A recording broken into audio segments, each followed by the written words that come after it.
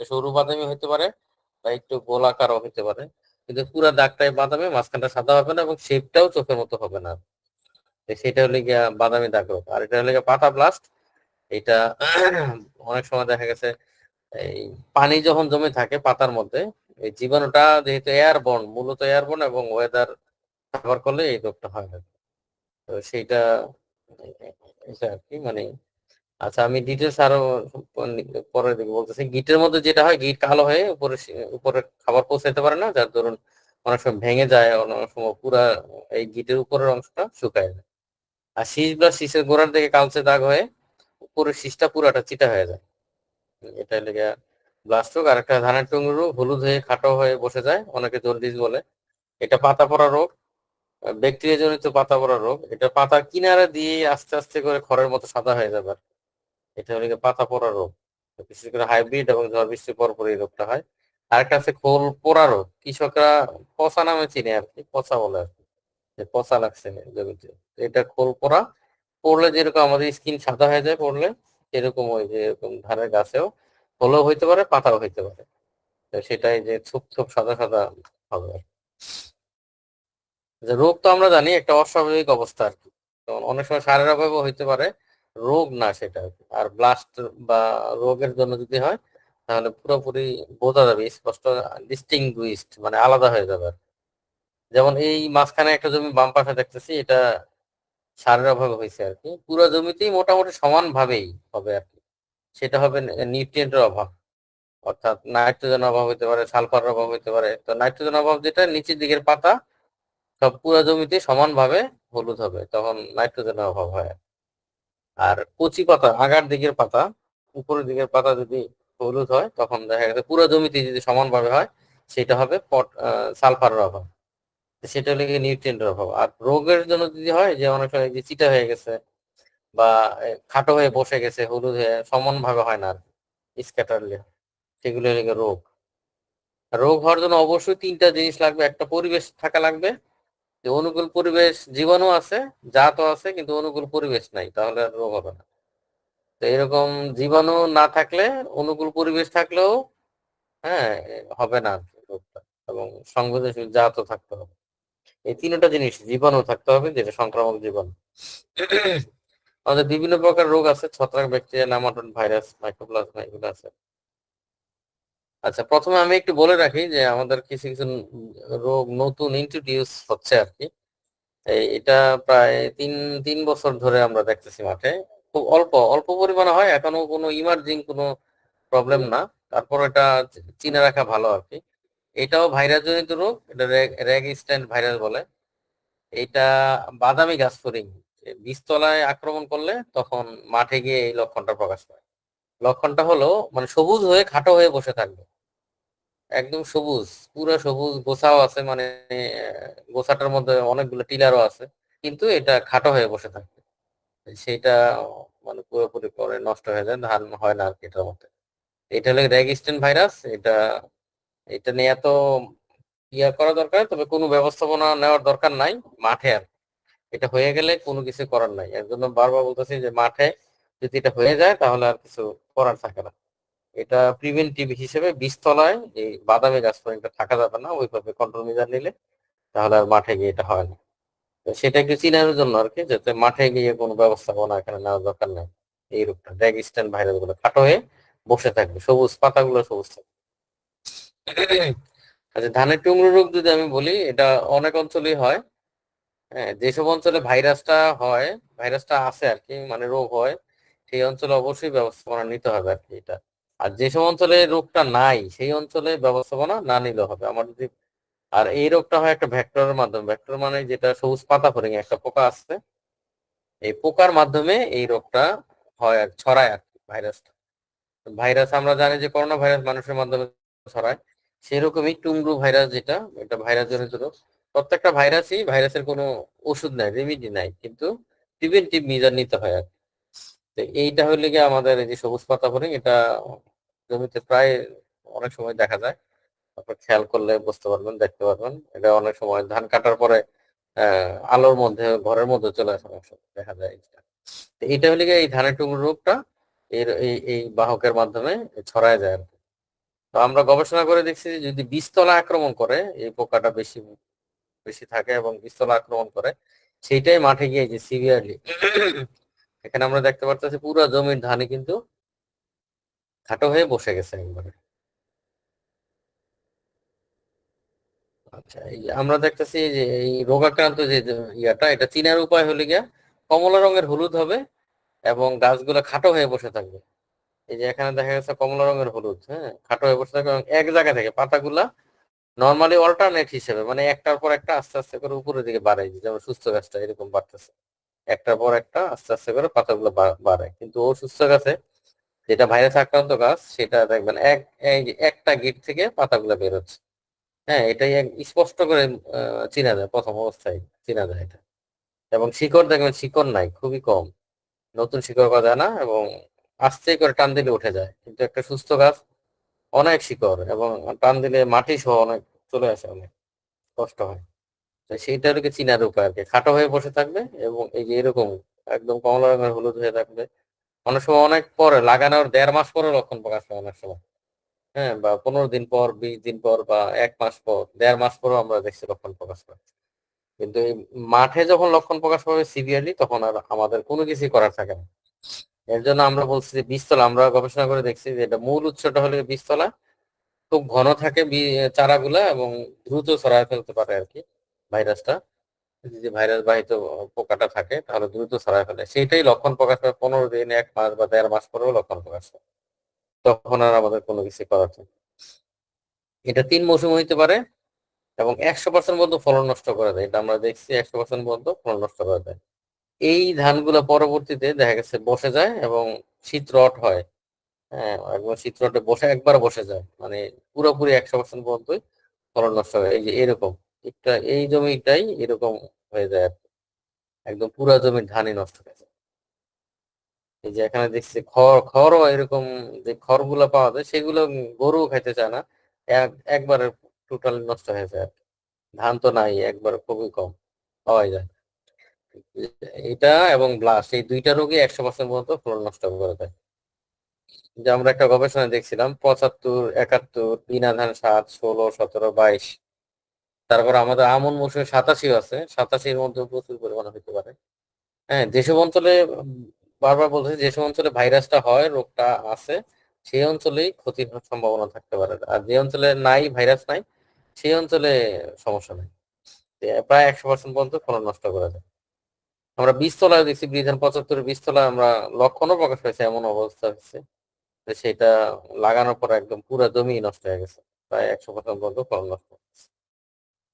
এই যে একই কৃষক, দুই কৃষক একই জায়গা থেকে বীজতলা নিয়ে, মানে চারা নিয়ে লাগাইছে দুই জায়গায়, একই ভাবে লক্ষণ প্রকাশ হচ্ছে। তাই এটা প্রায় 1 মাসের পরে, প্রায় 1.5 মাস, 1 মাসের পর লক্ষণ প্রকাশ হচ্ছে।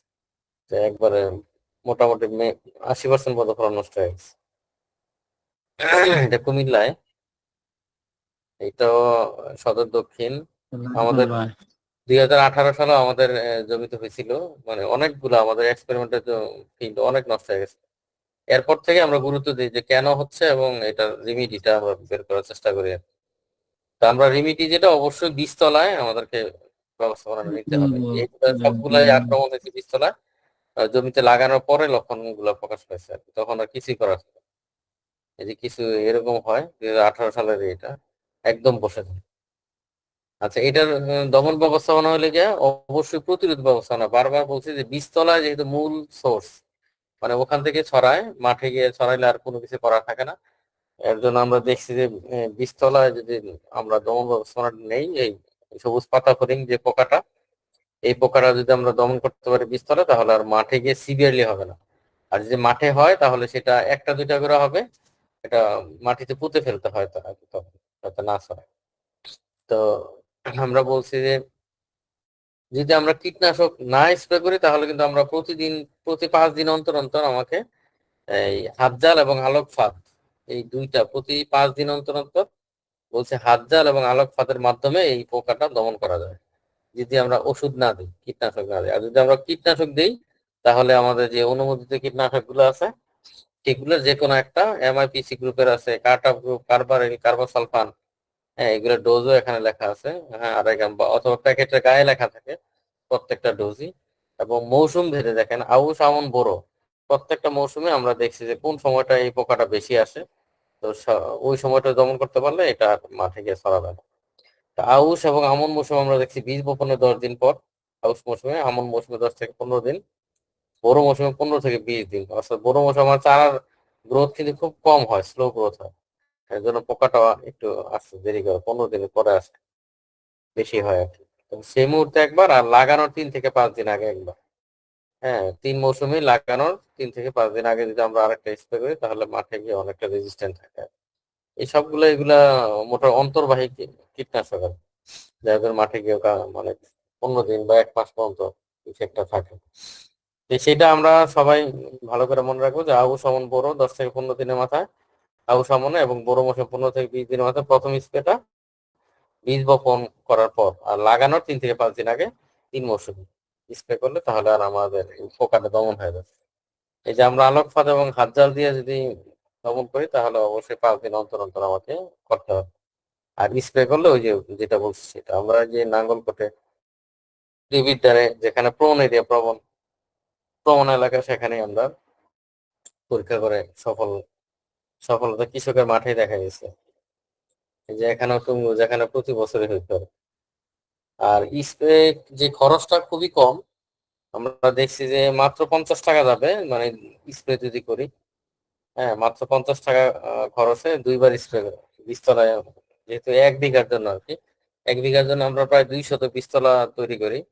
তো সেই 200 বীজতলার জন্য আমার খুবই অল্প ওষুধ লাগবে আর কি। 20 গ্রামের মতো ওষুধ লাগবে। তো সেটা আমি খুব অল্প খরচে, মাত্র 50 টাকা খরচে আমি দমন করতে পারি আর কি। যেটা প্রায় আমার 20,000 টাকা, অ্যারাউন্ড 20,000 টাকা মতো যে ধানটা পাইতাম সেটা আমার রক্ষা করা যায় আর কি, এই 50 টাকার কীটনাশক। আচ্ছা, ধানের ব্লাস্ট রোগ যেটা, সেটা আমি একটু আগে বলছিলাম যে পাতা ব্লাস্ট, যে মাঝখানটা সাদা হবে, চোখের মতো শেপ হবে। হ্যাঁ, এটা হলো ধানের ব্লাস্ট রোগ। একদম মরিচার মতো মনে হবে যে মরিচা পড়ে আছে পাতার মধ্যে, এই যে এখানে যেটা দেখতে পারতেছি যে কাছে গিয়ে দেখলে এই যে এরকম বাম পাশে যে ছবিটা এটা দেখা যাবে আর কি, এরকম। কিন্তু একদম পাতার মধ্যে মনে হবে লোহায় যেরকম মরিচা পড়ে, পাতার মধ্যে এরকম মরিচা পড়ে আছে এরকম মনে হবে।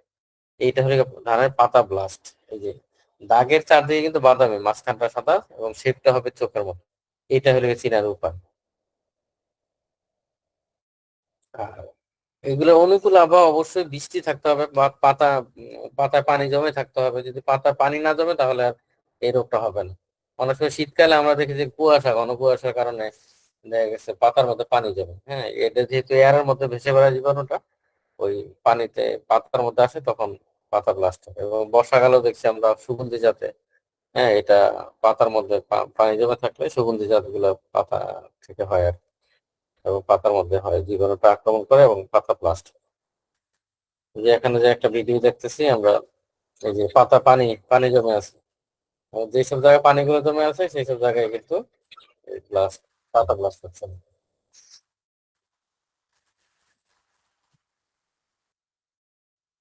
এই যে এখানে একটু আগে বলছিলাম বাদামি দাগ, এই যে এখানে বাদামি দাগ, আহ, লম্বাটাও হইতে পারে দাগটা, কিন্তু পুরো দাগটাই হবে বাদামি। আর এটা ব্লাস্ট, মাঝখানটা সাদা এবং শেপটা হবে চোখের মতো।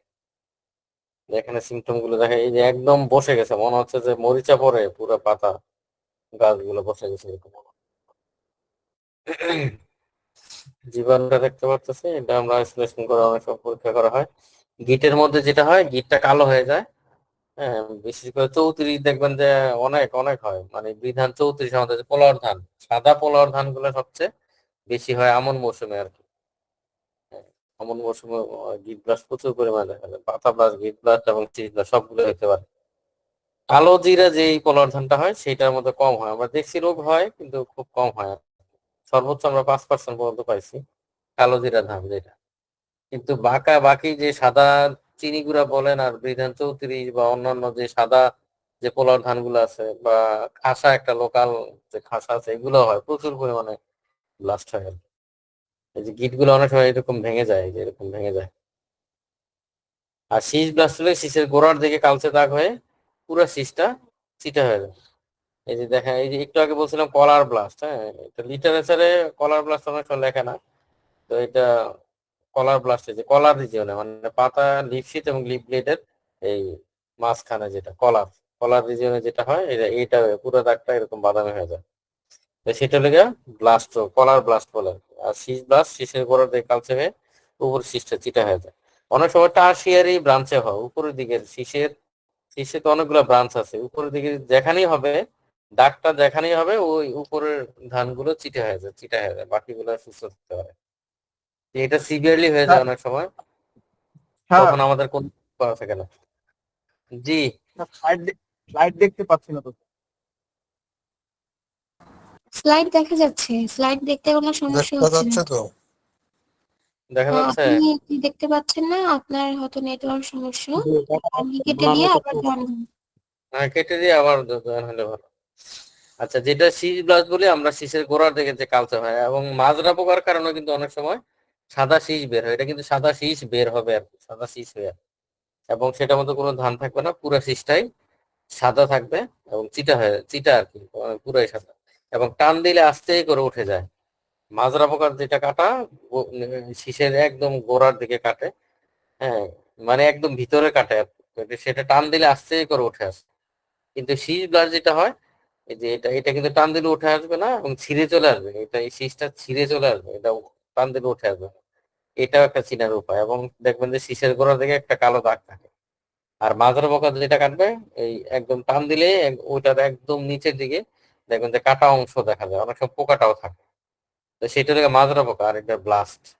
হ্যাঁ, ব্লাস্ট খুব সহজেই 1-2 দিনের মধ্যেই দেখবেন যে আপনার, এটা কিন্তু প্রথম অবস্থায় বোঝা যায় না, মানে ধানের ফুল বের হয়, ফ্লাওয়ারিং স্টেজও হয়, মানে ফুল ফোটা পর্যায়ে দেখা যায় না। যখন মানে মিল্কি স্টেজ অর্থাৎ দুধ পর্যায়ের পরে যখন দানাগুলো ধরা শুরু হয়, অর্থাৎ দানা শক্ত হওয়া শুরু করবে, তখনই কিন্তু মানে এই রোগটা, সিমটমটা, এই লক্ষণগুলো প্রকাশ পায়। এবং দেখবেন যে কয়েকদিনের মধ্যেই পুরা জমির ধান একদম চিটা হয়ে গেছে। মানে বড় মৌসুম, এটা কিন্তু বড় মৌসুমের, আর আমন মৌসুমে সুগন্ধি জাতগুলো হয় আর কি, বিশেষ করে। তো সেটা এই ধানটা আরো পাকতে হয়তো 10-15 দিন পরে, কিন্তু দেখা গেছে এখনই একদম পুরো চিটা হয়ে গেছে, মানে মনে হচ্ছে যে পেকে গেছে ধান। আসলে কিন্তু সবগুলো ধান এই গোড়ার দিকে এরকম কালচে হয়ে পুরো শীষগুলো চিটা হয়ে গেছে। এটা কিন্তু খুব ডেঞ্জারাস, 100% পর্যন্ত ফলন নষ্ট করে দেবে। পাতা ব্লাস্ট হইলে আমরা বলি যে ব্যবস্থা করে নিতে, কিন্তু শীষ ব্লাস্টটা অবশ্যই আগাম। হ্যাঁ, শীষ ব্লাস্টের ক্ষেত্রে অবশ্যই আগাম ব্যবস্থা করে নিতে হবে। আমি বলবো এই যে সিমটম গুলো এরকম প্রচুর পরিমাণে হয়, এক কিষানেই তার পুরো জমির ধানে একদম নষ্ট হয়ে গেছে। আচ্ছা, অনুকূল আবহাওয়া যেটা আমরা বারবার বলি যে যেমন বড় মৌসুম আমরা প্রতি বছরই দেখি একটা বৃষ্টি হয়। হ্যাঁ, মার্চের দিকে, মার্চের শেষ সপ্তাহে অথবা এপ্রিলে ফার্স্ট উইক, বা এপ্রিল মাসে যে কোনো সময় একটা বৃষ্টি হয়, বা গুড়ি গুড়ি বৃষ্টি বা ঘন কুয়াশাচ্ছন্ন এরকম থাকে। এইগুলো কিন্তু খুব মানে অনুকূল আবহাওয়া। বৃষ্টিটাই মূলত আমরা দেখছি, বৃষ্টিটাই সবচেয়ে ব্যবহার করলেই হয়ে যায় আর কি। এবং টেম্পারেচারটাও আছে। এটা যদি বিশেষ করে আমরা, আমার যে অভিজ্ঞতা, এবং কুমিল্লা অঞ্চলে সবচেয়ে বেশি হয় আর কি ব্লাস্ট। এবং ব্লাস্ট সারা দেশেই হয়, তবে কুমিল্লা অঞ্চলে অনেক বেশি হয়। তো সেটা অবশ্যই মানে বৃষ্টি যখন হয়, গাছে যখন থোড় অবস্থা থাকে, তখন জীবাণুটা দেখা গেছে ওইটা চলে আসে আর কি, এবং শীষের গোড়ার দিকে আক্রমণ করে পুরা শীষ গুলা পরে পরবর্তীতে লক্ষণ প্রকাশ পায়। ইনফেকশন করার মিনিমাম 15 থেকে 20 দিন পরে লক্ষণগুলো প্রকাশ পায়। এই যে যেখানে যে আমরা দেখছি বড় মৌসুম ফুল, আমন মৌসুমে ফুল আসার সময়, হ্যাঁ, অথবা যদি থোড় অবস্থা ফুল বৃষ্টি হয়, এই সময়গুলো বৃষ্টি হইলে খুব সেন্সিটিভ হয়। আচ্ছা, পাতা ব্লাস্ট আমরা কিভাবে দমন করবো? পাতা ব্লাস্ট হলে গিয়া জমিতে অবশ্যই পানি ধরে রাখবে। ব্লাস্টের আমরা বারবার বলবো যে ব্লাস্টের ক্ষেত্রে অবশ্যই জমি শুকনা রাখা যাবে না। জমি শুকনা রাখলে স্পোর গুলা দ্রুত ছড়ায় পড়ে আর কি, যার জন্য আক্রমণ বেশি হয়। এর জন্য কখনো মানে জমি শুকানো যাবে না, জমিতে পানি ধরে রাখতে হবে। আর বিঘা প্রতি 5 কেজি পটাশ সার উপরি প্রয়োগ করতে হবে। আমরা একটা কমন একটা থিওরি যদি আমরা মনে রাখি যে ধান চাষ আমরা ইউরিয়া 2 বার বা 3 বার দিই অনেক সময়, হ্যাঁ, আউশে 2 বার দিই, বা মনে শর্ট ডিরেকশনে 2 বার বা 3 বার দিই। তো যতবারই দিই আমি আমি তো জানি যে কতবার দিব, সেটা শেষবার যখন ইউরিয়া দিব, অবশ্যই আমাকে 5 কেজি পটাশ সার উপরি, এডিশনাল, এটা অতিরিক্ত। হ্যাঁ, এটা ধান চাষ করলে এটা অতিরিক্ত হারে আমাকে দিতে হবে, তাহলে আপনার ধান চাষ, এটা অনেক উপকার, রোগ প্রতিরোধ ক্ষমতা বাড়ায়, কাণ্ড শক্ত করে, ধানের উজ্জ্বলতা বাড়ায়, অনেক অনেক উপকার আর কি পটাশ সারটা। আর একমাত্র সার যেটা বেশি দিলে গাছের কোনো ক্ষতি হয় না। আর যে সারটা সবচেয়ে একটু বেশি হইলেই দেখা গেছে রোগ রোগ টোগ বাড়ে, পোকামাকড় বাড়ে, সেটা হলো ইউরিয়া। এর জন্য আমরা বারবার বলি ইউরিয়া সুষম মাত্রা সার ব্যবহার করা, হ্যাঁ, অতিরিক্ত না দেওয়া। তাহলে পাতা প্লাসটা আমার বিঘা প্রতি 5 কেজি দেওয়া, পানি ধরে রাখা। আর একটা হলো স্প্রে করা। স্প্রেটা হলে ট্রাইসাইক্লোজল গ্রুপের ওষুধটা হলে ভালো।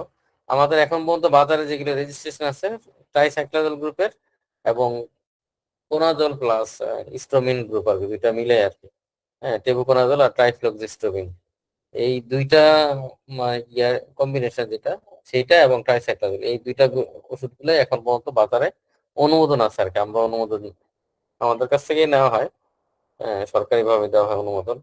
তো এর বাইরে কিন্তু কোনো গ্রুপ নাই আর কি যেটা ব্লাস্টের জন্য কাজ করে। এর জন্য বারবার বলতেছি এই গ্রুপের বাইরে কোনো ওষুধ ব্লাস্টের জন্য দেওয়া যাবে না। ট্রাইসাইক্লোজল আর টেবুকোনাজল প্লাস ট্রাইফ্লক্সিস্ট্রোবিন, এই ওই দুইটার কম্বিনেশন। আচ্ছা, পাতা ব্লাস্ট হইলে আমি বলতেছি, পাতা ব্লাস্ট হইলে 5 থেকে 7 দিন অন্তর অন্তর 2বার স্প্রে করতে হবে। আমি কিন্তু বলতেছি পাতা ব্লাস্ট হলে দিতে হবে, না হলে কিন্তু দেওয়ার কোনো দরকার নাই। পাতা ব্লাস্ট হলে অবশ্যই 2বার স্প্রে করতে হবে, না হইলে কোনো স্প্রে করার দরকার নেই। এখন আসে আমরা শীষ ব্লাস্টের ক্ষেত্রে। শীষ ব্লাস্টের ক্ষেত্রে অবশ্যই মনে রাখতে হবে যে আমাদেরকে প্রিভেন্টিভ হিসেবে, মানে পূর্বেই, রোগ হওয়ার আগেই আমাকে স্প্রে করতে হবে। আর জমিতে তো পানি ধরে রাখতে হবে। আর ব্লাস্ট প্রতিরোধী আমরা দেখি যে 114, এটা কিন্তু প্রতিরোধী জাত হিসেবে আমাদের রিলিজ করা আর কি, যে রিসেন্টলি হয়েছে আর কি, জাস্ট 1-2 মাস হয়েছে আর কি। আর বিধান 74 এটা মাঠ রেজিস্ট্যান্ট, এটা রেজিস্ট্যান্স হিসেবে রিলিজ হয় না, কিন্তু মাঠে রোগ হয় না, ব্লাস্ট হয় না, এটা বিধান 74। এর জন্য আমরা অবশ্যই মনে রাখবো, এই দুইটা জাতকে মনে রাখবো। হ্যাঁ, 114 হলে লং ডিউরেশন, অর্থাৎ 155 দিনের মতো সময় লাগবে, আর 74 হলে 140 দিনের মতো সময় লাগবে। 74 হলে 28 সমসাময়িক, আর 114 হলে 29 বা 89, 92 এগুলো সমসাময়িক জাত। আচ্ছা, এটা হলে গেল। আর বিঘা প্রতি 5 কেজি তো বলছি 5 কেজি। আর কখন স্প্রে করবো, দেখেন মূল শীষ ব্লাস্টের ক্ষেত্রে কিন্তু এটা আমি বলছি কি, যে বাচ্চা যখন ভূমিষ্ঠ হয় তখন কিন্তু আমরা প্রতিষেধক টিকা দিই, হ্যাঁ, যাতে রোগগুলা না হয়। এর জন্য ব্লাস্টের ক্ষেত্রে আমাকে একইভাবে রোগ যাতে না হয়, এর জন্য আগেই আমাকে ব্যবস্থাপনা নিতে হবে। যেমন একটু আগে বললাম আমি একটু ধানের টুকরো রোগ, এটার জন্য আমি বলছি যে পূর্ব থেকেই ব্যবস্থাপনা নিতে হবে। আচ্ছা, অনুকূল আবহাওয়া যেটা গুড়ি গুড়ি বৃষ্টি অথবা বৃষ্টি, কুয়াশাচ্ছন্ন মেঘলা আকাশ, ঘন কুয়াশা এরকম যদি থাকে থোড়ো অবস্থায়, তাহলে অবশ্যই আপনাকে 2বার স্প্রে করতে হবে। আচ্ছা, 2বার এই সময়টা একটু খুব মানে মনে রাখতে হবে যে আমার এই সময় স্প্রে করতে হবে। আমার 2-3বার দরকার নেই, 3-4বার দরকার নাই স্প্রে করা, আমাকে 2বার স্প্রে করতে হবে শীষ ব্লাস্টটা প্রতিরোধ করার জন্য।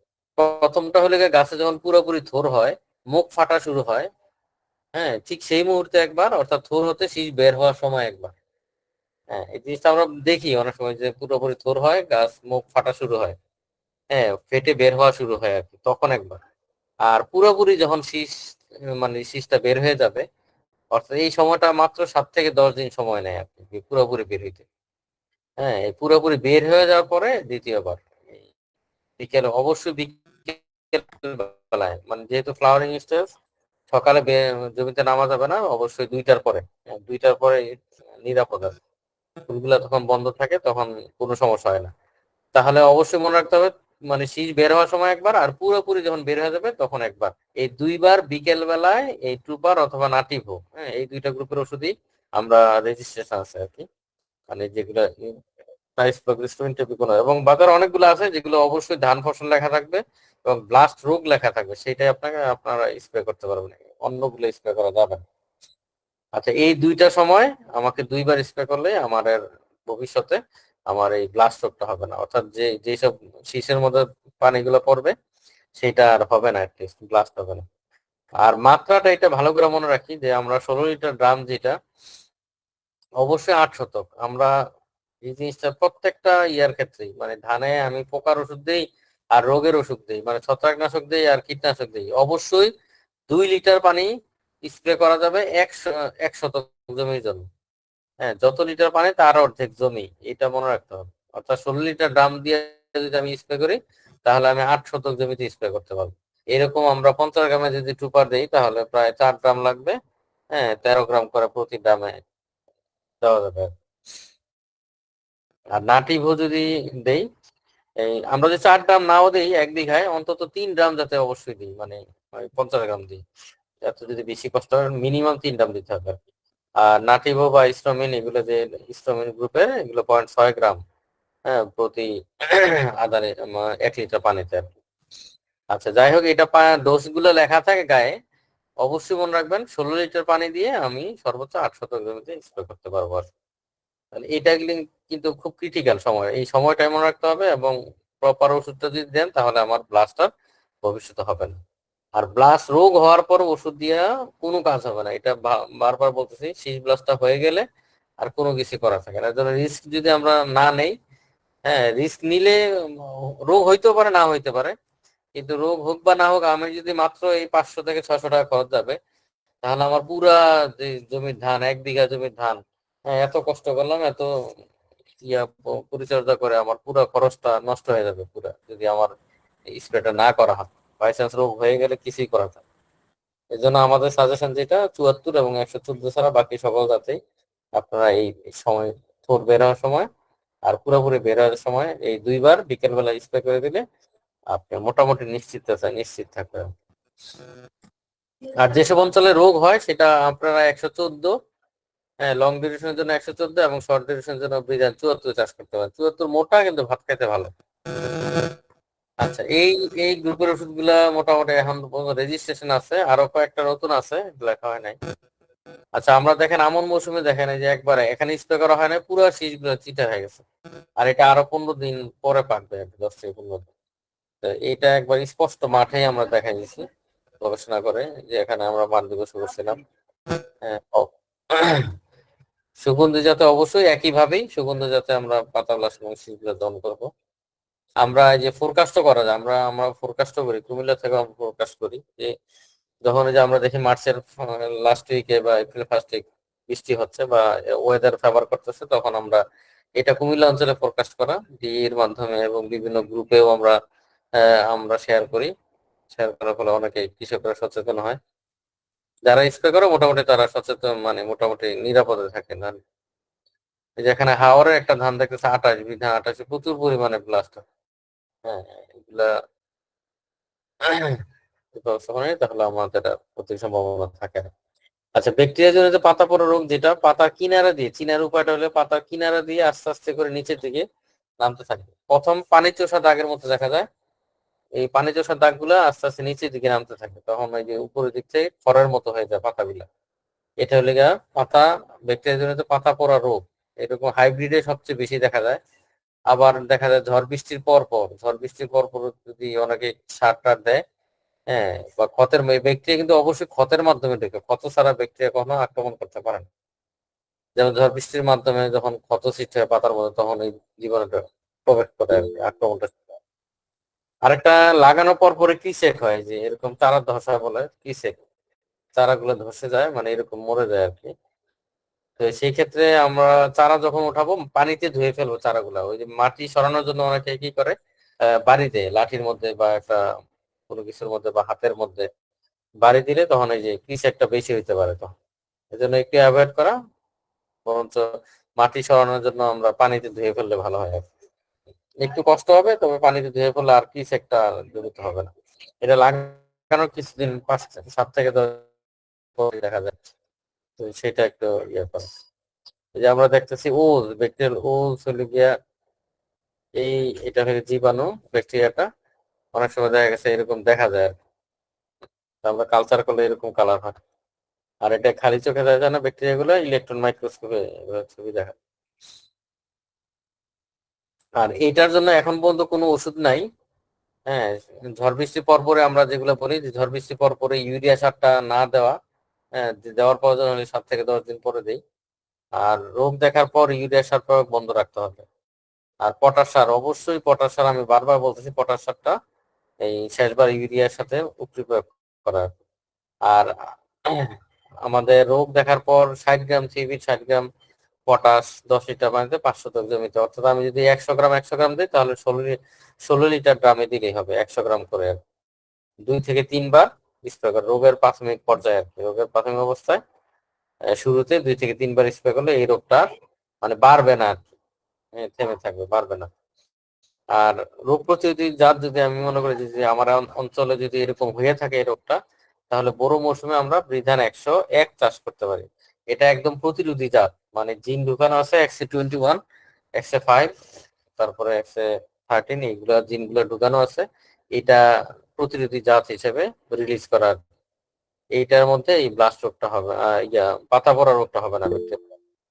আর এখন পর্যন্ত কোনো প্রকার ব্যাকটেরিসাইড নাই, ব্রিক কর্তৃক অনুমোদন দেওয়া হয় নাই, কিন্তু বাজারে কয়েকটা আছে, তবে এটা না দেওয়াই ভালো। হ্যাঁ, এটা টোটালি না দেওয়াই ভালো। বিসমার্ট থেয়াজল আর কি, যেটা ব্যাকটা আপনার ব্যাকটোবার এগুলো আছে, কিন্তু এগুলা এখন পর্যন্ত রেজিস্ট্রেশন গবেষণা করতে দেওয়া হয় না।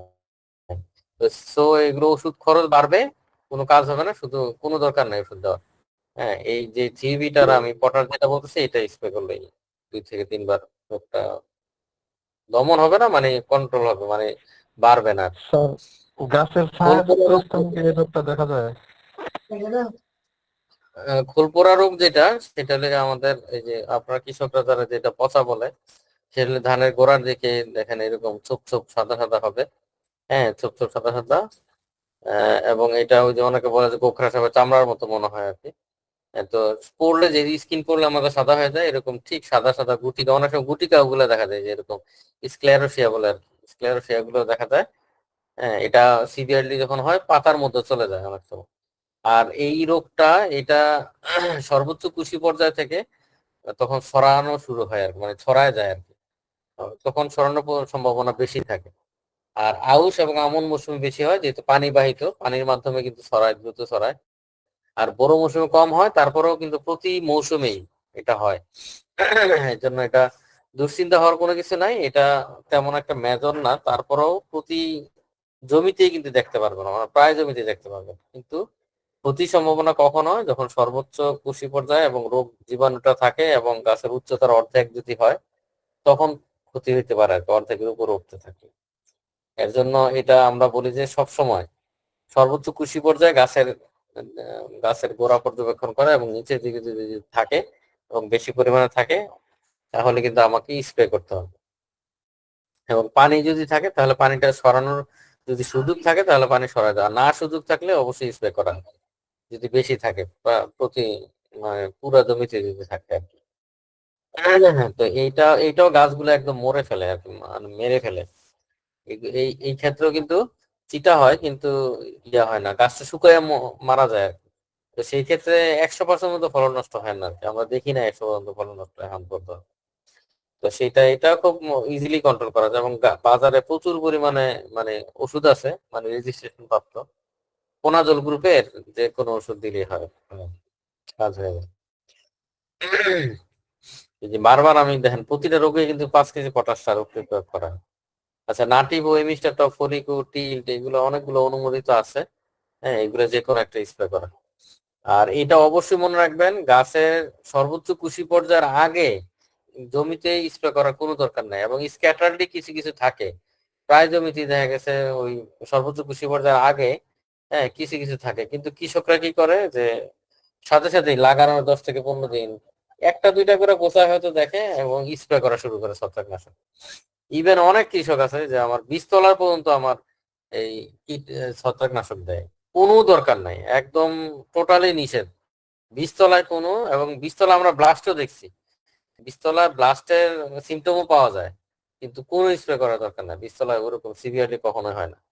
এর জন্য আমি বারবার বলছি বীজতলায় কোনো প্রকার ছত্রাকনাশক দেওয়া যাবে না, এবং দেখবেন যে খরচ অনেকটা কমে যাবে। আমরা যত্র ব্যবহার করি, যার জন্য আমাদের খরচ বেড়ে যায়।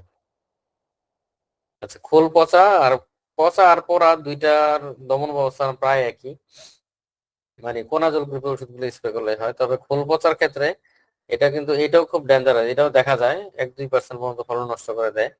এই এটা সবচেয়ে যে ফ্লাগ লিফ যেটা আছে, মানে অর্থাৎ শীষের সাথে যে খোলটা আছে, পাতার খোল, এই খোলের মধ্যে কালচে দাগ হয়ে এই শীষটা বের হয় না, শীষটা বের হয় না, কালো হয়ে থাকে। এইটা হলে কি এরকম সিমটম দেখা যায়, এটা হলে গিয়ে খোল পচা রোগ। কৃষকরা কিন্তু ওই পোড়ার এক পচাটা বলেন। আচ্ছা, যাই হোক, এটাও একই। এটাও টিল্ড, ফলিকুর, মিস্টার টপ বা নাটিভ এগুলো স্প্রে করলে, অবশ্য থোর অবস্থায় স্প্রে করতে হয় আর কি, থোরের সময়। এটা কিন্তু আহ ফোরের যে প্রাথমিক অবস্থায় সে তখন স্প্রে করতে হয় 2 বার। আরেকটা আছে লক্ষ্মীগুড়, যারা বীজ উৎপাদন করবেন শুধুমাত্র তারাই এই স্প্রে করতে পারেন।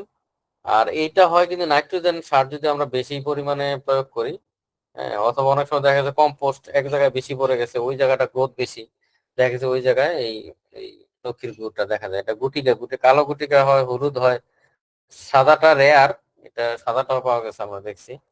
তবে হলুদ এবং কালো এই দুইটাই সবচেয়ে বেশি দেখা যায় মাঠে। তো এইটা হলে গিয়া বিধান 49, বিশেষ করে আমন মৌসুমে দেখা যায় বেশি। বড় মৌসুমে অল্প হয়, এত সিভিয়ারলি হয় না, তবে আমন মৌসুমে সবচেয়ে বেশি দেখা যায় আর কি। এবং এটা আমাদের অনেকগুলো জাত আছে, এগুলোর মধ্যে হয়, তবে 49 সবচেয়ে বেশি হয়। এবং ইউরিয়া সারটা আমরা সুষম মাত্রায় ব্যবহার করলে দেখবেন যে অনেকটা কমে গেছে, হয় না, খুব কম হয়। আর আমরা যারা স্প্রে করতে চাই তাহলে অবশ্যই আমাদের ফ্লাওয়ারিং স্টেজ অর্থাৎ ফুল ফোটা পর্যায়ে থেকে 7 থেকে 10 দিনের মধ্যে 2 বার স্প্রে করলে এটা 60% পর্যন্ত দমন হয়, 180% পর্যন্ত কন্ট্রোল হয় না। এর জন্য বাজারে কিন্তু এখন পর্যন্ত কোনো লক্ষ্মীর রোগের দমনের জন্য কোনো ওষুধ রেজিস্ট্রেশন নাই। হ্যাঁ, ওই কোনাজল গ্রুপের যে ওষুধগুলো সেগুলো আমরা 2 বার স্প্রে করলে ফ্লাওয়ারিং স্টেজ ফুল ফোটা পর্যায়ে, হ্যাঁ, পুরোপুরি বের হয়ে যাওয়ার পরে যখন ফুল ফোটা শুরু হয় তখন থেকে 2 বার স্প্রে করলে এই 60% পর্যন্ত এই রোগটা কন্ট্রোল। কার্নেল বান্ট এটাও ওই প্রায় এটাও একটা ছত্রাক, কিন্তু এটা কালচে, মানে কালচে হয় এবং যে পাউডারের মতো ফেটে যায় আর কি, মনে হয় এরকম এরকম দেখা যায়। এটাও একই, লক্ষ্মীর গু আর লক্ষ্মীর কার্নেল বান্ট একই দমন ব্যবস্থা বলা। বাকানি রোগ, এটা বাকানি বীজবাহিত রোগ, এটা দেখবেন হঠাৎ করে জমিতে মাঝে মাঝে, হ্যাঁ, কিছু কিছু গোছায় লম্বা লিকলিকে হয়ে যায়। আমরা এই যে বীজতলায় পর্যন্ত লক্ষণ প্রকাশ পায়, কিন্তু এই বীজতলায় এরকম লম্বা লম্বা লিকলিকে হয়ে যাবে, বীজতলায় লক্ষণ প্রকাশটা পায়। এবং মাঠে যেই লক্ষণ প্রকাশ পায় লম্বা গাছগুলো যেগুলো লিকলিকে হয়ে যায়, দেখবেন এই যে টারশিয়ারি, অর্থাৎ মূলত মাটির সাথে যে গিঁটটা থাকে সেখানেই শিকড় গজায়। আর বাঁকানি যদি হয় তাহলে দেখবেন উপরের দিকে 2-3টা গিঁটে দেখবেন এই যেরকম শিকড় দেখা যাচ্ছে। এটা লেগে বাঁকানি স্পষ্ট বুঝতে পারবেন যে হ্যাঁ এটা বাঁকানি হয়েছে কিনা। অনেক সময় পুরো গোছাটা লম্বা হয়ে যায়, হ্যাঁ, এটা বীজাত থাকতে পারে। তো সেটা যদি আপনি মনে করেন যে না, আমি দেখি এটা বীজাত না বাঁকানি, তখন ওই যে গোড়ার দিকে দেখবেন, উপরের দিকে যদি ইয়াতে টার্সিয়ারি ব্রাঞ্চে নোটে যদি শিকড় থাকে তাহলে মনে করবেন এটা বাঁকানি রোগ। আর বাঁকানি স্পষ্ট বোঝা যায়, একদম একটু ফ্যাকাশে কালার থাকে এবং দেখবেন যে লম্বা লিকটিকি হয়ে যায়, এগুলো কিন্তু এক পর্যায়ে থাকে না আর কি। এজন্য আমি বলছি বীজ উৎপাদন যারা করবেন তারা শুধু বীজ শোধন করতে পারে না, বাকিদের কোনো ব্যবস্থাপনা নেওয়ার দরকার নাই। এটা কিন্তু অটোমেটিকলি দেখবেন যে মরে যায় আর কি, সর্বোচ্চ কৃষি পর্যায়ে থেকে মরা শুরু হয়, দেখবেন যে এক সময় একদম থাকেই না। হয়তো জমিতে এই জমিটা দেখতে খারাপ দেখা যাচ্ছে, কিন্তু দেখবেন যে এক পর্যায়ে এইগুলা কিছুই থাকবে না। এর জন্য কোনো ব্যবস্থাপনা নেওয়ার দরকার না হয়ে গেলে। আর যারা বীজ উৎপাদন করবেন তারা বীজটাকে শোধন করে লাগাইলে তাহলে এই রোগটা কম হয় আর কি। আর যদি আক্রান্ত জমি থেকে আমি বীজ রাখতে চাই তাহলে অবশ্যই মনে রাখবেন শোধন করে পরবর্তী সিজনে লাগাইলে ভালো আর কি, যারা বীজ উৎপাদন করেন তাদের জন্য। আর যারা খাওয়ার জন্য করেন বা বিক্রির জন্য করেন তাদের এই রোগের জন্য কোনো ব্যবস্থাপনা নেওয়ার কোনো দরকার নেই, এটা কোনো ক্ষতি করে না ধানের।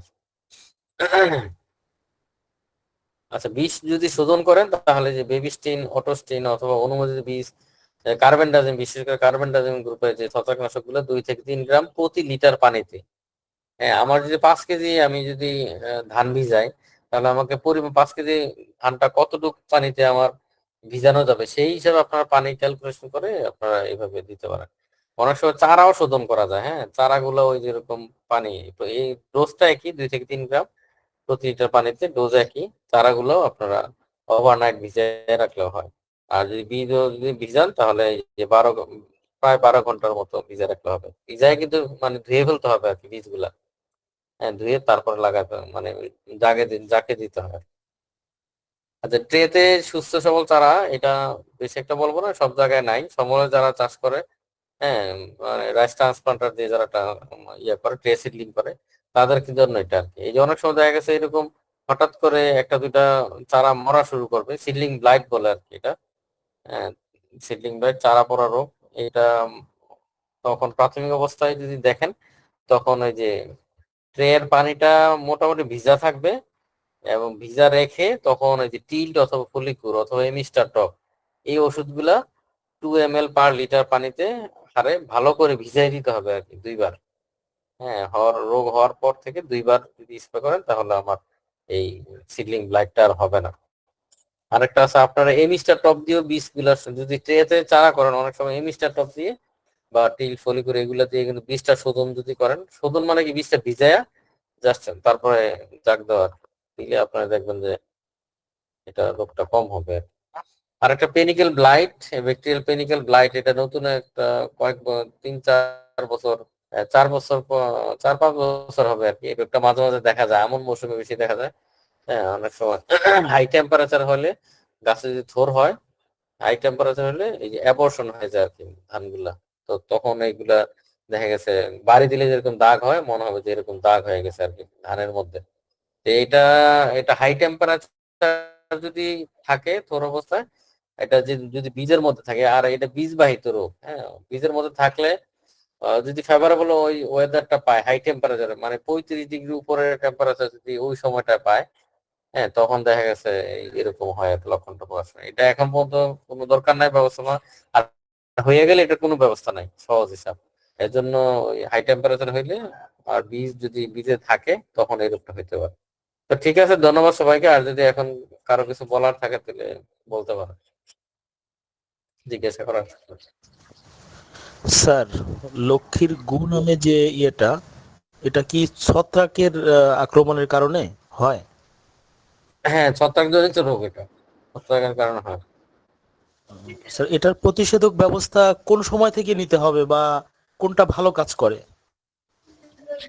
আপনার এমিস্টার টপ অথবা ফলিকিউর আছে না, ফলিকিউর টিল্ট, এমিস্টার টপ, হ্যাঁ স্যার। এগুলো আপনারা ফ্লাওয়ারিং স্টেজে পুরোপুরি যখন ধান থেকে মানে থোর হয়ে বের হয়ে যায় না পুরোপুরি, তখন জি স্যার। দেখবেন ফুলের রেণু গুলো বের হয়ে গেছে। এই হ্যাঁ তখন হ্যাঁ থেকে 2 বার স্প্রে করবেন 7 দিন পর পর। 7 দিন পর পর 2 বার, অনলি 2 বার ইউজ করলে হয়ে যাবে? হ্যাঁ, 2 বার স্প্রে করলে সর্বোচ্চ 60% পর্যন্ত কন্ট্রোল হবে। ও আচ্ছা আচ্ছা, ঠিক আছে স্যার, আর ধন্যবাদ। এটার জন্য নাইট্রোজেন সারটা সুষম মাত্রায় ব্যবহার করা আর কি। ও নাইট্রোজেন? হ্যাঁ, ইউরিয়া সারটা আর কি। অনেকে কি করে একদম কালো বানায় ফেলে, মানে ইউরিয়া সার। ধান অতিরিক্ত ইউরিয়া হ্যাঁ দেয়, হ্যাঁ হ্যাঁ। সেই ক্ষেত্রে কিন্তু এই জি রোগটা জি বেশি হয়। এর জন্য সুষম মাত্রায় ইউরিয়াটা যদি ব্যালেন্স করে দেন তাহলে কিন্তু এই রোগটা অনেকটাই হবে না। আসসালামু ও আলাইকুম। আচ্ছা। স্যার, একটা জিনিস জানার ছিল, জি ধানের পিরি 103 জাত যেটা, এটা জি। প্রথম 2 দফা ধানের ইউরিয়া দেওয়া হয়েছে, তৃতীয় দফা বৃষ্টির জন্য দেওয়া যাচ্ছে না। এখন কাস্তর পর্যায়ে আছে। এখন ডিপিএম সলিউশন দেওয়ার সময় কোনো কি ছত্রাকনাশক অ্যাড করে দেওয়া দরকার আছে? কিন্তু জমির আজকের রেজাল্ট হচ্ছে এখন পর্যন্ত জমিতে কোনো ছত্রাকের আক্রমণ নেই। না, দেওয়ার দরকার নাই, কোনো দরকার নাই। তাহলে ডিপিএস সলিউশনের সাথে যেহেতু মাজরা আছে কিছু, মিশিয়ে স্প্রে করা যাবে? না না, মিশায় স্প্রে করা যাবে না, তবে আলাদা আরেক দিন দিতে হবে, 1 দিন বা 2 দিন পরে দিতে হবে আপনাকে মাজরা। কোনটা আগে দেবো, মাজরা দেবো না ডিপিএম দেবো? এটা কোনো সমস্যা না, আপনি আগে পরে দিতে পারেন, এটা নিয়ে কোনো সমস্যা নেই। এবার একটা কথা জানতে চাচ্ছি, যেটা হচ্ছে আমি রংপুর দিনাজপুরে দেখেছি, এরা মাজরার জন্য 3-4 পদের ওষুধ ব্যবহার করে একসাথে। আমি এটা বলি না, এই মাজরার জন্য যে অনেকে নাইট্রো ইউজ করে, সাইপারমেথ্রিন, হ্যাঁ। এটা কিন্তু দেওয়া যাবে না, টোটালি নিষিদ্ধ। আর ককটেল কখনো বানানো যাবে না। আপনারা এই মানে অবশ্যই মনে রাখবেন, যদি যেহেতু প্রশিক্ষণ পাচ্ছেন, আমরা কিন্তু সরাসরি গবেষণা করেই জিনিসগুলো বের করি। যে অনেকে বলে ককটেল দেওয়া, একটার সাথে আরেকটা মিক্স করে দেওয়া, কোনো দরকার নাই। আপনার একটা ওষুধ দিলেই এনাফ, সেখানে আপনি 2-3টা কেন দিবেন? আবার অনেকে বলে যে আপনার ওষুধের সাথে ডিটারজেন্ট দিতে হবে বা স্টিক এজেন্ট কিছু, সাবানের পানি বা ওই যে বিভিন্ন জিনিস বলে না, এগুলো কিন্তু টোটালি দেওয়া যাবে না। একটা ওষুধের সাথে অবশ্যই কেরিয়ার ম্যাটেরিয়াল এবং স্টিকি এজেন্ট দিয়েই তারপর ওই ইয়াটা বাজারজাত করে আর কি, মার্কেটিং করে। এর জন্য এডিশনাল কোনো কিছু দেওয়া দরকার নাই আর কি। এখন একটা জিনিস এটা মনে জানতে রাখবেন, কখনো ককটেল ইউজ করা যাবে না, একটার সাথে আরেকটা দেওয়া যাবে না। আপনি ওষুধ পোকার ওষুধ দিবেন একটাই দেন। যেমন আপনি একটু আগে বললেন যে থোর অবস্থা আমি যদি একটা ওষুধ দিই তাহলে মাজরা পোকার আক্রমণটা কমবে, ওই মরার শীষটা বের হবে না আর কি, কম হবে আর কি। সেটা আপনি একটাই ওষুধ দেন, কাটাপ দিলে কাটাপ দেন, কার্বারিল দিলে কার্বারিলই দেন। একটা ওষুধ দিলেই হবে, এনাফ। মাজরার 2-3টা দেন। জন্য বাতির নামে একটা ওষুধ আছে, এটা কেমন কার্যকারিতা?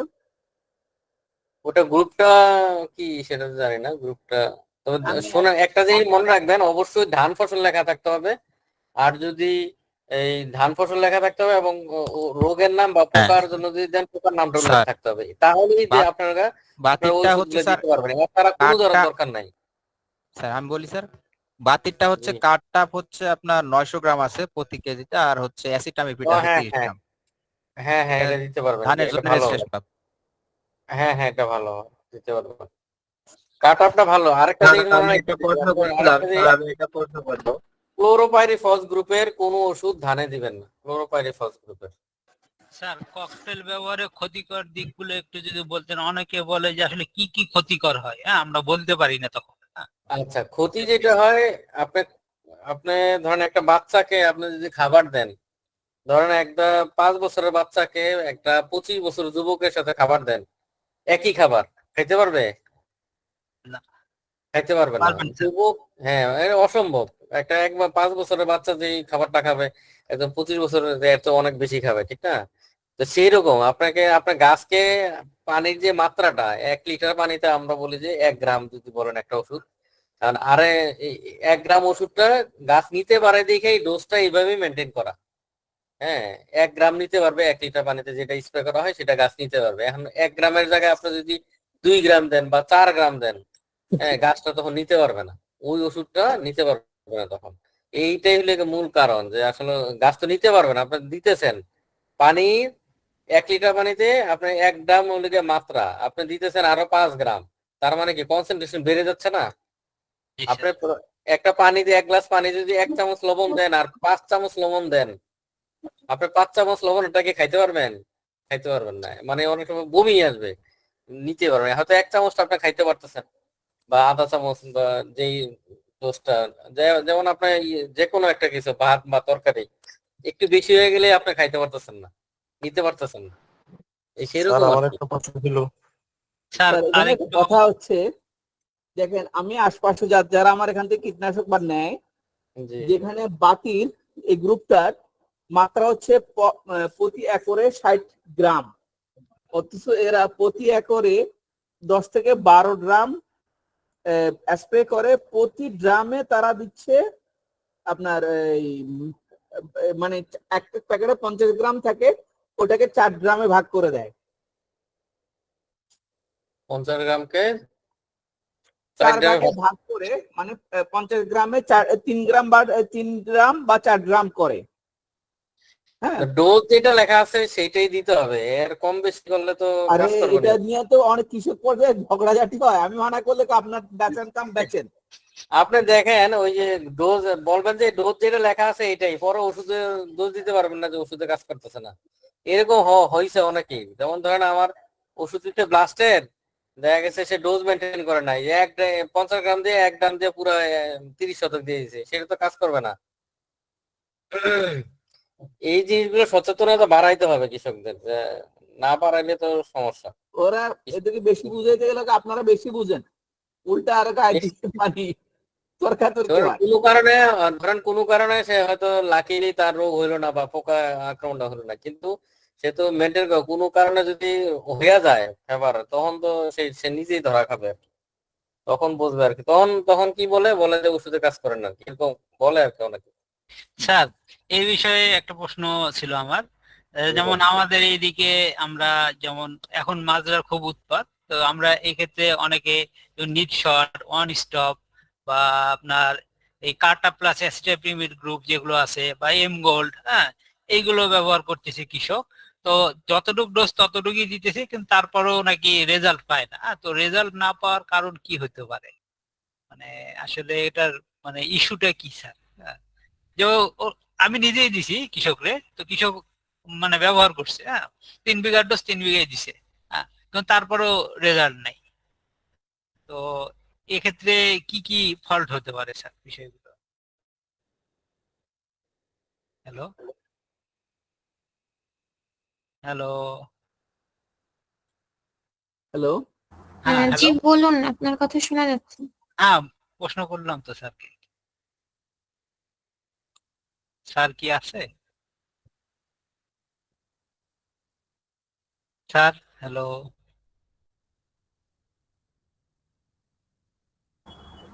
স্যারের হয়তো নেটওয়ার্কের সমস্যা হচ্ছে, আচ্ছা একটু অপেক্ষা করেন। আচ্ছা, স্যারের ওখানে হয়তো নেটওয়ার্ক ইস্যু হয়েছে, আমরা একটু দেখছি, একটু অপেক্ষা করেন।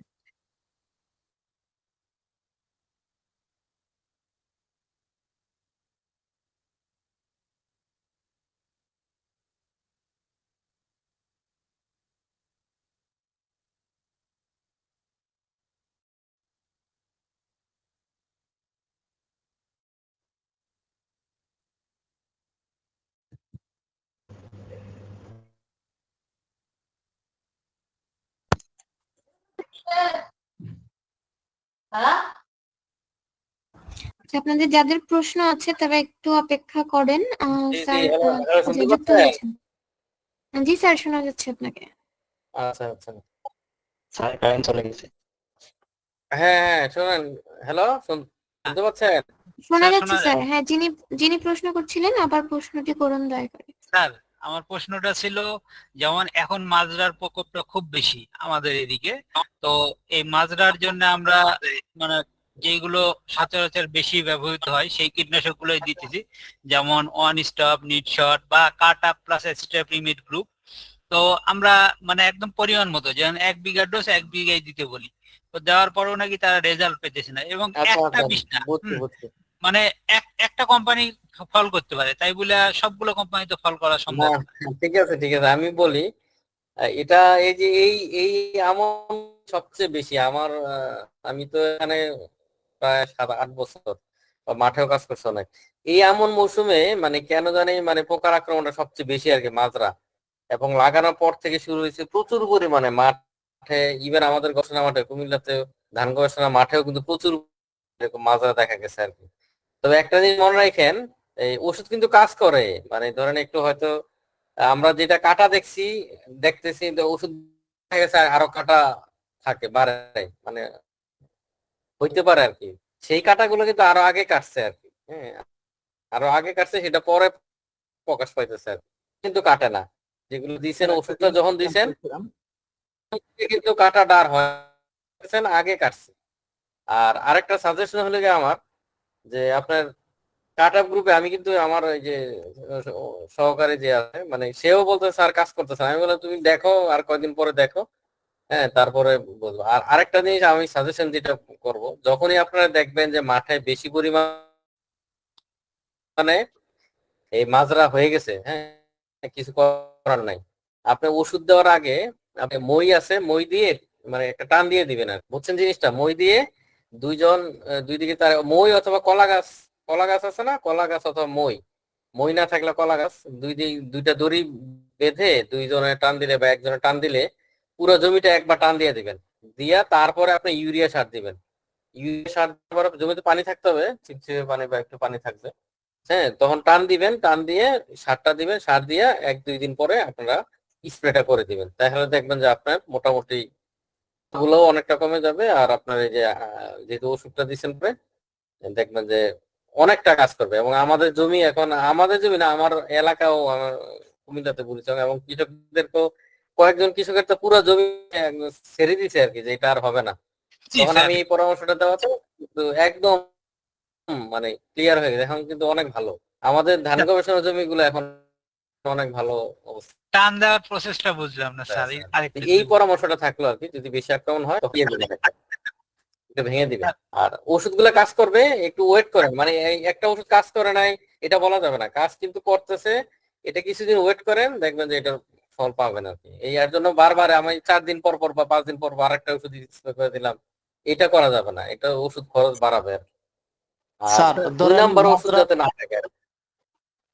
যে স্যার মাজরা, আমি লক্ষ্মীপুর অঞ্চলে একটা জিনিস দেখেছিলাম, ওরা তামাক পাতা ভিজিয়ে তামাক পাতার যে নির্যাসটা, ওটাকে মাজরার জন্য খেতে স্প্রে করে।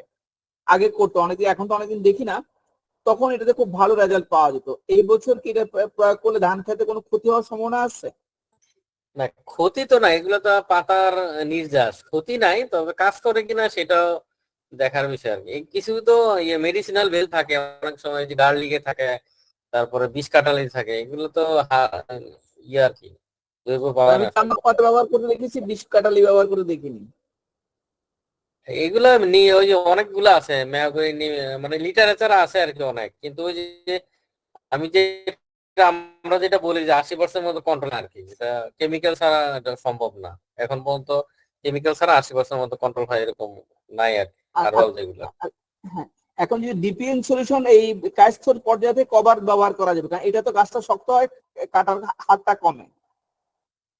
হ্যাঁ, ডিপিএন সলিউশন 2 বার দিতে পারেন, 7-10 দিন পর, 7 দিন পর পর।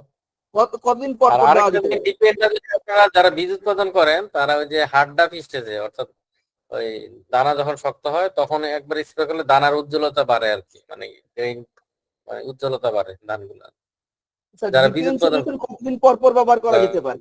আর এমনি নর্মালি ডিপিএন নর্মালি দেওয়া ধানের কোনো সমস্যা না থাকলে দেওয়ার দরকার নাই।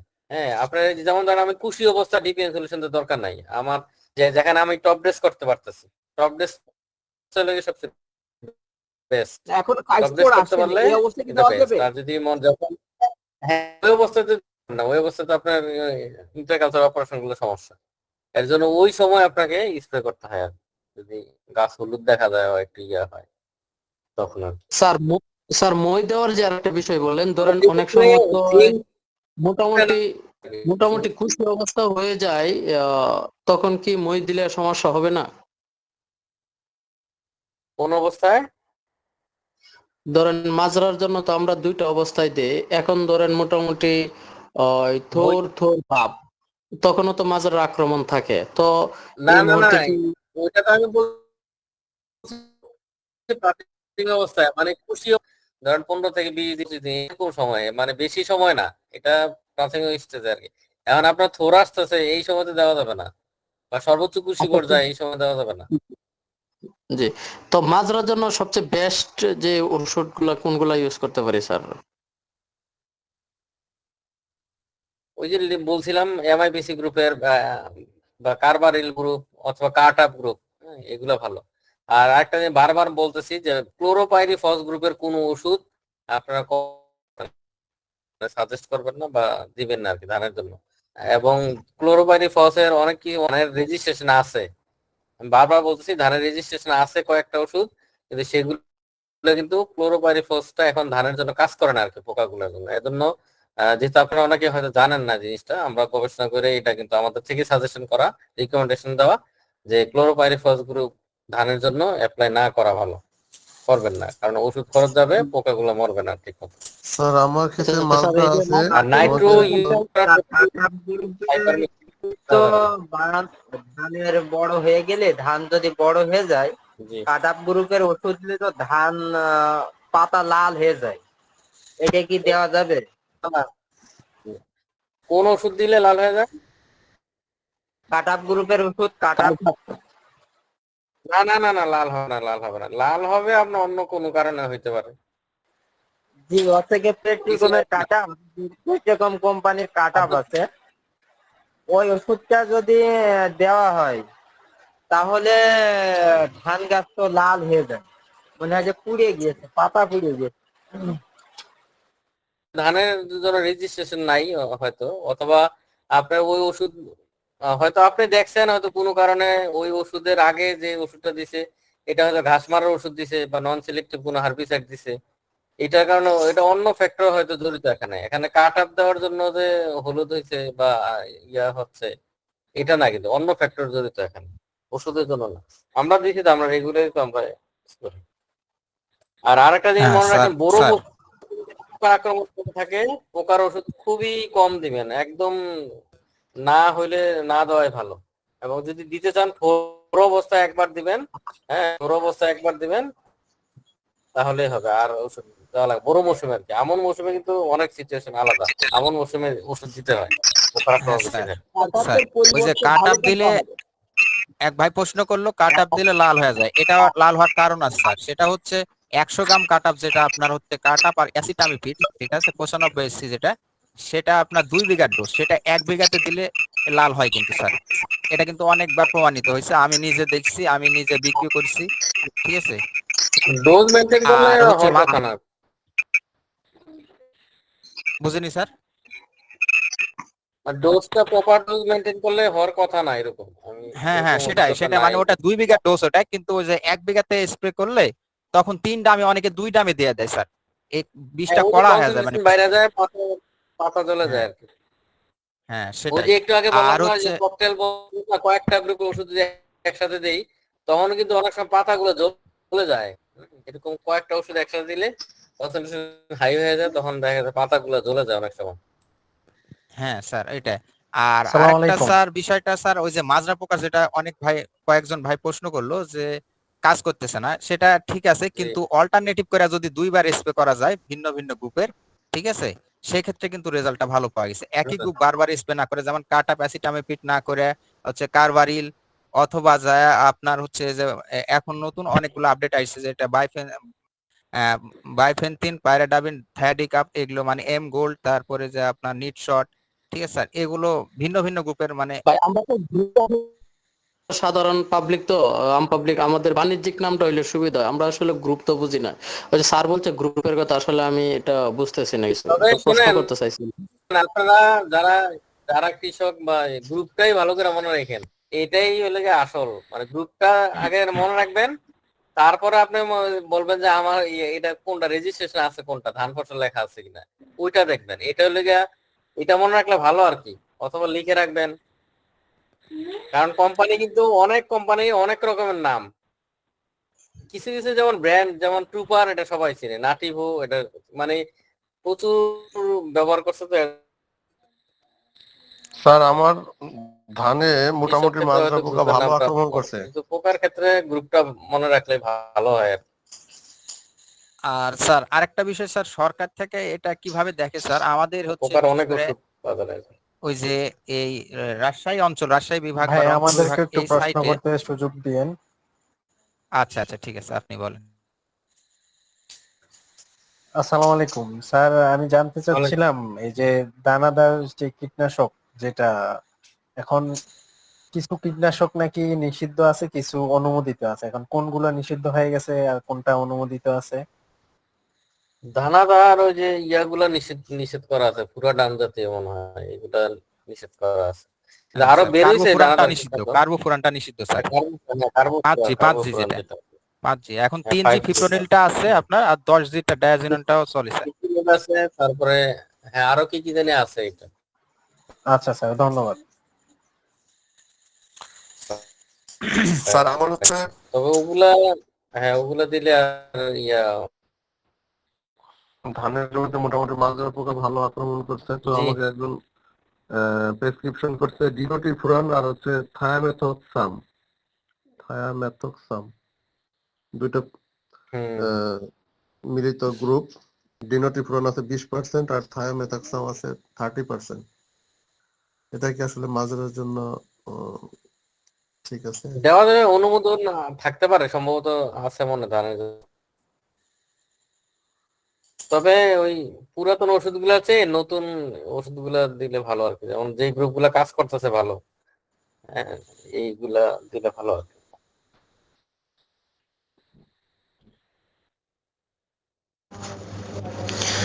স্যার ছত্রাকনাশক গ্রুপে 3 তার অপশন একটা যেগুলো জিনিস গ্রুপ জানার আছে। ছিল, এই ইনসিপিও আইসোক্লোর, এই যে গ্রুপটা যেটা, এই গ্রুপটা কেমন কাজ করতেছে এখন? ইনসিপিও এটা আসলে ইয়া ধানের জন্য রেজিস্ট্রেশন আছে তো এটা। আর রেজিস্ট্রেশন আছে এবং বলতেছে এটা কাজ হ্যাঁ স্যার, করতেছে। ইনসিপোটা হচ্ছে আপনার সিনজেন্টা কোম্পানির, রেজাল্ট ভালো স্যার, কিন্তু দাম অনেক বেশি স্যার, দামটা দাম অনেক হ্যাঁ বেশি, দাম রেজাল্ট ভালো। বেশি। হয়তো মানে দুইটা গ্রুপ মনে হয় একসাথে ধরেছে। না একটা আছে না, স্যার, একটা একটা শুধু, একটা গ্রুপই, একটা। একটা গ্রুপ, শ্রীরাম। একটা গ্রুপ হলে তো এত দাম হওয়ার কথা না। হ্যাঁ স্যার, 450 টাকা দাম স্যার, এটার ওটা মাত্রা কত? 450 টাকা সিনজেন্টার। এক করে কতটুকু লাগবে?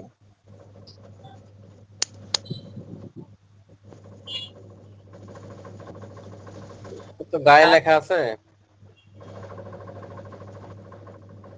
1 একরে 80 ml লাগবে। তবে যেটা পেস্টিসাইড যেগুলা, এটা সবাই মনে রাখবেন যে বছরের পর বছর একই গ্রুপের ওষুধ না দেওয়া। এই যে একটু আগে বললেন যে আসলে একই সিজনে সমস্যা নাই, একই গ্রুপ দিতে পারবেন, কিন্তু 1-2 বছর পর পর একটু গ্রুপ গুলো চেঞ্জ করে দেওয়া, জি তাহলে স্যার, নাহলে রেজিস্ট্যান্ট হবে না। রেজিস্ট্যান্স তৈরি হয়ে যায়। হ্যাঁ, যেমন আগে আমরা হ্যাঁ, ডিটারজেন্ট স্যার ভিত্তাকো খুব ইউজ করছি, হ্যাঁ, কিন্তু ভিত্তাকো আসলে এখন কোনো কাজই করে না। যেমন কাজ ইভেন করে না। কোম্পানি শুদ্ধ বলতেছে আপনার ভিত্তাকোর সাথে ক্যারাটে দিতে, হ্যাঁ, তো তারপরেও রেজাল্ট আসে না। হ্যাঁ, তো স্যার না কোম্পানি না যেটা এগুলো বলতেছে এটা ভুল না স্যার, যে ভিত্তাকোর না সাথে না এগুলো ক্যারাটে। করা যাবে না, এগুলো করা যাবে না, টোটালি বাদ দিয়ে, ওই মিক্সও করা যাবে না। আর ওটা যেটা কাজ করবে না সেটা আমরাও বলছি ভিত্তাকো যাতে না ইউজ করে আর কি। ভিত্তাকো কিন্তু অনেক এখন কাজ অনেক করতে পুরাতন মেডিসিন, কাজ করে না। হ্যাঁ এটা প্রচুর পরিমাণে ইউজ করছে কৃষক, পুরো বাইরে পাওয়া যায়। যে সাইপারমেথ্রিন আছে যেটা নাইট্রো, প্রচুর পরিমাণে ইউজ হচ্ছে, অথচ এগুলো কিন্তু ধানের পোকা মরতেছে না, অন্য কিছু মরে যাচ্ছে আর কি সব স্যার আরেকটা পোকা। বিষয়, 3 কম্বিনেশনের বিষের কি আসলে বাংলাদেশে অনুমোদন আছে? যে অনেক কোম্পানি হিডেন করতেছে, যেমন অনেকে কার্টা প্লাস অ্যাসিটামিড এবং বলতেছে হিডেন আছে লুফ্রোনিন। হ্যাঁ, তো 3 কম্বিনেশনের বিষ কি আসলে আমাদের দেশে অনুমোদন আছে না না? না এটা এই না না অনুমোদন নাই, হিডেন কোনো ইয়াই থাকবে না। আমরা যখন পরীক্ষা করি তখন কিন্তু এগুলো থাকে না, এগুলো হিডেন কোনো কেমিক্যাল কিন্তু নাই কোনোটার মধ্যে। ওটা থাকতে পারে কেরিয়ার থাকতে পারে বা স্টিকি এজেন্ট হিসেবে থাকতে পারে অন্য কিছু, কিন্তু অ্যাক্টিভ ইনগ্রেডিয়েন্ট কিন্তু যেটা বলা আছে সেইটাই দিবে, সেইটাই থাকে, এর বাইরে কিন্তু। যেমন আমরা বিজনেস করিতে স্যার, কোম্পানি যেমন আমাদেরকে বলতেছে যেমন কোম্পানি এখানে বলে, কোম্পানি অনেক কিছু বলে, কোম্পানি মার্কেটিং করার জন্য অনেক কিছু বলে, কিন্তু এগুলা আমলের নাই। কারণ আপনি একটা গ্রুপ যদি আরেকটা গ্রুপ বাড়ায় দেয় তাহলে তার কস্ট প্রোডাকশন অনেক বেড়ে যাবে। এগুলো মুখের কথা। 3 কম্বিনেশন কি অনুমোদন আছে স্যার আমাদের দেশে? 3 কম্বিনেশন এসব বিষ এখন পর্যন্ত কম্বিনেশন করা যাবে, রেস্ট্রিকশন নাই আর কি, করে সেই ক্ষেত্রে তো দিতে পারে। আচ্ছা স্যার, আপনি যদি বললেন যে কোনো কম্বাইনেশন করা যাবে না, কিন্তু এখন তো দেখা যাচ্ছে যে কম্বাইনেশন ছাড়া কোনো কীটনাশকে কাজ করতেছে না মাদ্রার জন্য। এমনকি ইনসিপিওটা দেখা গেল যে প্রথম যখন বেরিয়েছিল তখন প্রচুর কাজ করছিল, কিন্তু এখন দেখুন স্পেশালিজেশন আসছে, এটা তো ধানে কোনো কাজে করতেছে না, শুধু বেগুনে।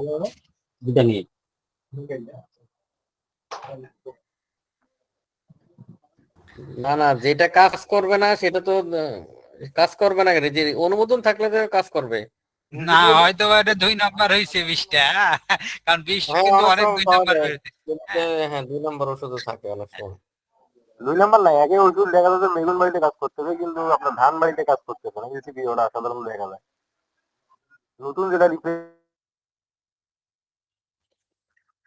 অনেক ফ্যাক্টর জড়িত আসলে, একটা ওষুধ আসলে অনেকগুলো ফ্যাক্টর জড়িত থাকে, অনেক সময় দেখা গেছে ওষুধ দেওয়ার পরে বৃষ্টি হয়ে যায়।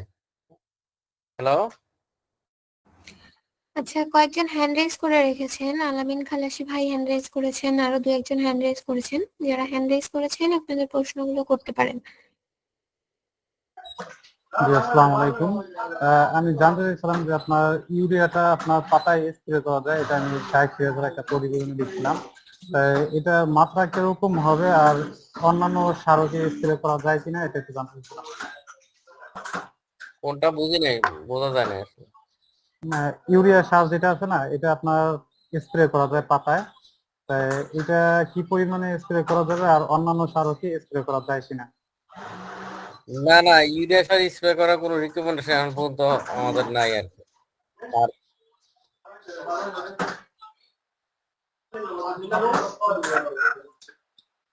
আরেকটা জানতে চাইছিলাম যে আপনার আপনার হয়তো গবেষণা হবে না। জি, আর আমরা যে ইউরিয়া স্প্রে করা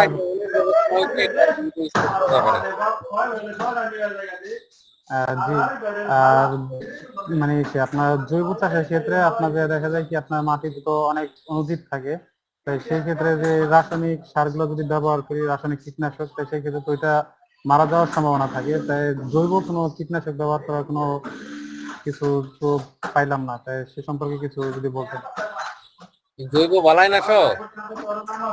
জি, জৈব বালাইনাশক কিছু আছে বাজারে, যেমন ট্রাইকো কম্পোস্ট আছে, ট্রাইকোডার্মা, তারপরে এই কিছু আছে সবজির ক্ষেত্রে বেশি আর কি। ধানের ক্ষেত্রে এখন পর্যন্ত রেজিস্ট্রেশন হয় নাই আর কি, ধানের ক্ষেত্রে এখন হয় নাই জৈব বালাইনাশক, এখন পর্যন্ত রেজিস্ট্রেশন হয় নাই, তবে গবেষণা চলতেছে, যদি আসে তখন পাওয়া যাবে। ট্রাইকো কম্পোস্ট একটা পাওয়া যাচ্ছে, ওইটা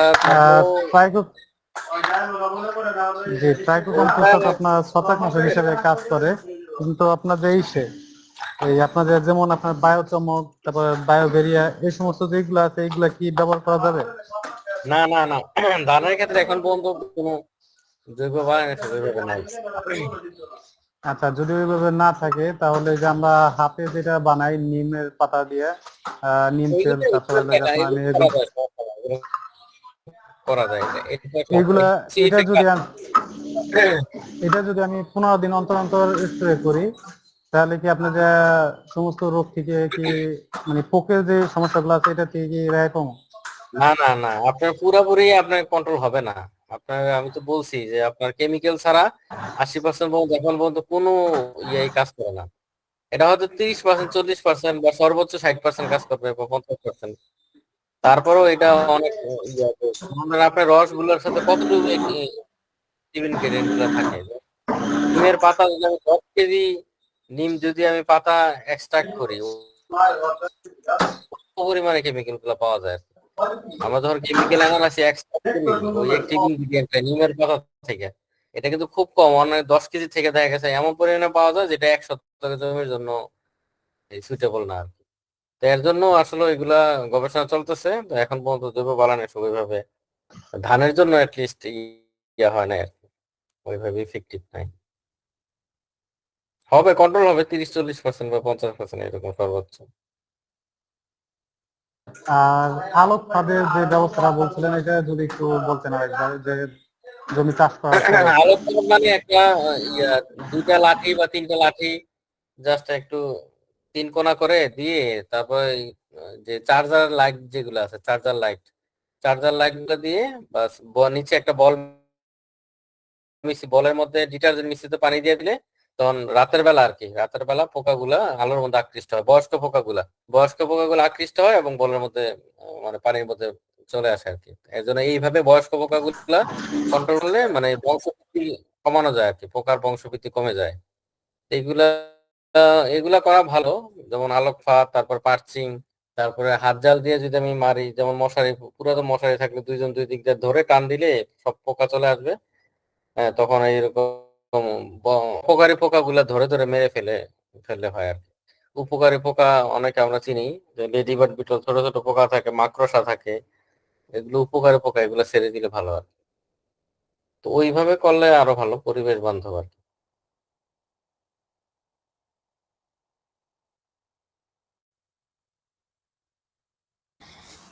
আপনাদের আর কারো জি, প্রশ্ন আছে? আচ্ছা, হ্যান্ড রাইজ করে রেখেছেন অজয় কুমার পাল, তারপর মশিউর রহমান। ভাই, আপনাদের প্রশ্ন থাকলে করতে পারেন। হ্যাঁ স্যার, আমার একটা জি, প্রশ্ন ছিল যে আপনি যে বললেন স্যার জমিতে এমওপি ইউজ করতে, মানে পটাশ, যেটা কোনো সাইড ইফেক্ট নাই। তো আমরা বাজারে যে পটাশ দেখি এখানে 2-3 ধরনের দেখি, কিরকম, একটা দানাদার দেখি, একটা একদম ধুলা দেখি। হ্যাঁ, তো এগুলোর আসলে ডিফারেন্স কি? হ্যাঁ, যেমন কৃষকরা বেশিরভাগ ক্ষেত্রে দানাদারটা চুজ করে, তো এগুলোর কি কোনো আসলে কেমিক্যালের ভেরিয়েশন আছে নাকি, না সব এক পটাশের ক্ষেত্রে? পটাশ যেগুলো আছে এগুলো ওই যে যেই সালফারটা যে পরিমাণ, পটাশটা যে পরিমাণ থাকার কথা, সেই দুই রকমের হয়, তাহলে উঠতে পারে। কিন্তু ভেজাল চিনার উপায় তো আপনার অনেকে, পানিতে যদি আপনি মিশান তখন মিশে যেতে, ভেজাল গুলো নিজেরা চেনা যায়, নিজেরা একটু টেস্ট করে দেখতে পারেন যে ভেজাল আছে কিনা। পাউডার হোক, এটা সমস্যা না, থাকার কথা এটা আছে কিনা সেটা এটা পরীক্ষা করে হয়তো বাজারে আসছে, ওগুলো সমস্যা না। দানাদার আর এটা একই একই। আর হ্যাঁ এটা স্লো স্যার, যে রিলিজ, ভাই যেটা প্রশ্ন অনেক করছে, slowly কাজ করে আর কি। স্যার আপনাকে, সেটা হচ্ছে ওই যে যেটা হুম, কানাডার, সেটা স্যার বিচ্ছু কানাডার, ওটা হচ্ছে আপনার হচ্ছে কানাডারটা হচ্ছে আপনার দানা, আর হচ্ছে রাশিয়া বেলারুশ থেকে যেগুলো আমদানি করে সেগুলো আপনার গুঁড়া। এটা হুম। গুঁড়া, এটা তো মিক্স থাকে অনেক সময়, কিন্তু এটা পরীক্ষা করা যায় 1 গ্লাস পানিতে নিয়ে। এটা আবার ওই যে হাতে নিয়েও একটু পরীক্ষা করা যায়, এটা যে একটু পানি দিয়ে ইয়া করলে হাতে যদি রঙের মতো লেগে যায়, তাহলে স্যার ওটা আহ, ভেজাল। আর যদি না লাগে, ঠিকভাবে ইয়ে ওঠা যায়, তাহলে ওটা নাই। আবার হচ্ছে গ্লাসের মধ্যে একটা পানি, স্বচ্ছ একটা গ্লাসে ওটা তো পানি দিয়ে দিলে পুরোটা হয় একবারে এটা তো বোঝা যায় স্যার।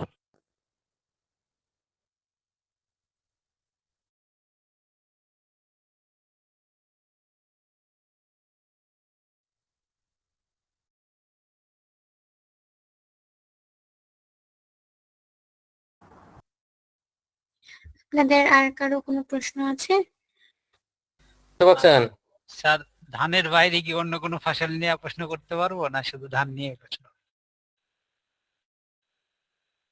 আজকের সেশনে কি ধানের বাইরে অন্য কোনো ফসল নিয়ে প্রশ্ন করা যাবে? আজকের সেশন যেহেতু ধান নিয়ে ছিল, তাহলে অবশ্যই ধান নিয়েই প্রশ্ন করতে হবে। ধানের যে টপিকে ক্লাস হয়েছে সেই টপিকের উপর প্রশ্ন করবেন। আচ্ছা, আর কারো কোনো প্রশ্ন আছে? জি জি, বলতে পারছি। আর যদি কারো কোনো প্রশ্ন থেকে থাকে তাহলে করতে পারেন, না হলে আমরা সেশন শেষ করব।